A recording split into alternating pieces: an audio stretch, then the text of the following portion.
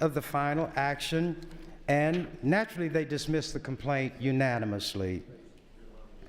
There were some things said.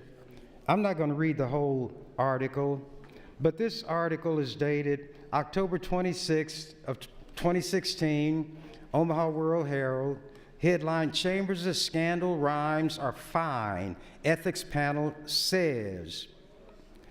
John Gale is the Secretary of State. Secretary of State John Gale, who sits on the Ethics Commission, said Chambers' rhymes were in many ways part of a broader public discussion about how to handle the matter being Senator Kentner.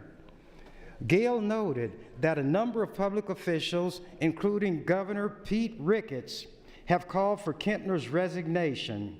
Chambers' rhymes also urged Kentner to resign. Gale said that Chambers has long been an advocate for ethics in government, and that while he generally disagrees with Chambers' approach, he's entitled to express his opinion. Quote, he's always been, maybe self-proclaimed, but nevertheless a leading voice over the years of a very high standard of conduct, Gale said.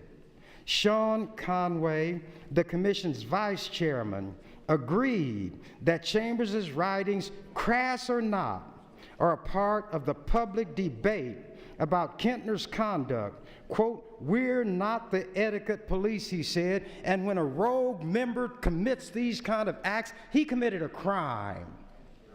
I'm not going to sit or stand in this legislature and act as though it didn't happen. And I'm going to read from that transcript of his dealing with that woman.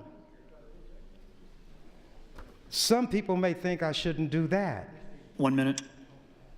I will have to turn my light on again. And I don't see people walking out of the chamber. I made that plural. I think one person may have. And if it were me, I'd walk out of this chamber with my head hanging low and I'd never come back again.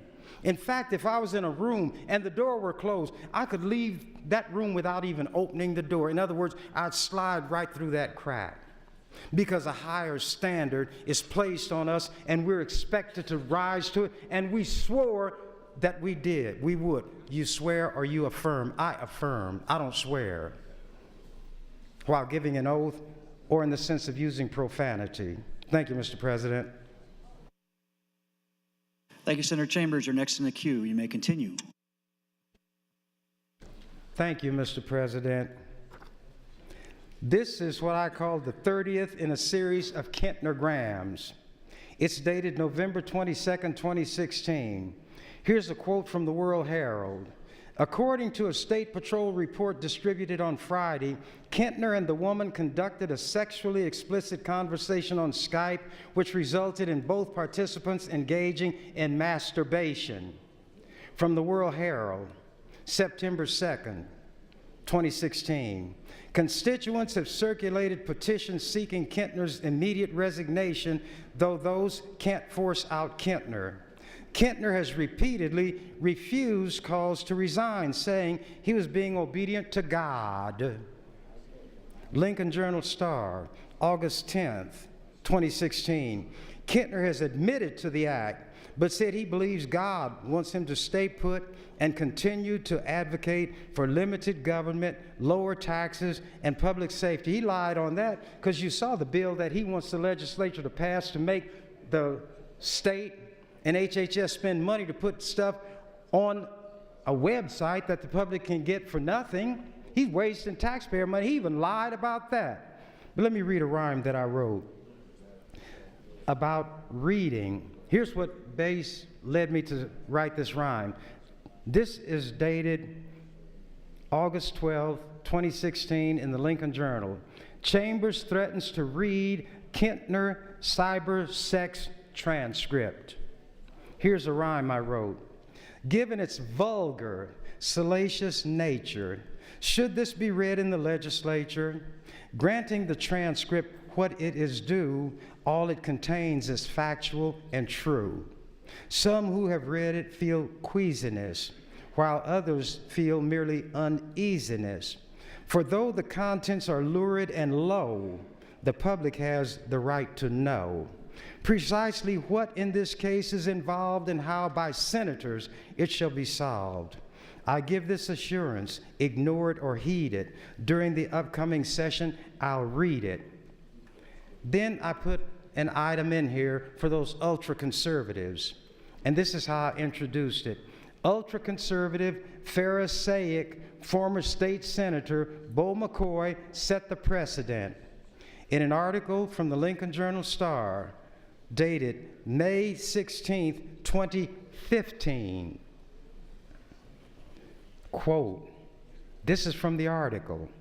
Early on, Senator Bob Christ asked senators to tone down the details of gruesome Nebraska death penalty cases as were brought up in the first round of debate. Children often visit the Capitol and sit in the balconies to watch the legislature as it debates. But McCoy said senators weren't called here to, quote, talk about nice things, unquote. He said if needed, he would ask Speaker Galen Hadley to, quote, clear the balconies, unquote, so senators could speak freely. That's from an ultra-conservative. Wanted to talk about gruesome things. And some people think I cannot talk about the conduct of a rogue senator that has been published in papers throughout this state. I have a stack of articles an inch thick reciting what that rascal did. Rascal is a nice term. I don't use profanity. It's out there. What is the public going to do? The very first Kentnergram that I wrote 1 minute. dated August 10th, 2016. And since I have one more opportunity to speak, I won't start it and have to stop in the middle.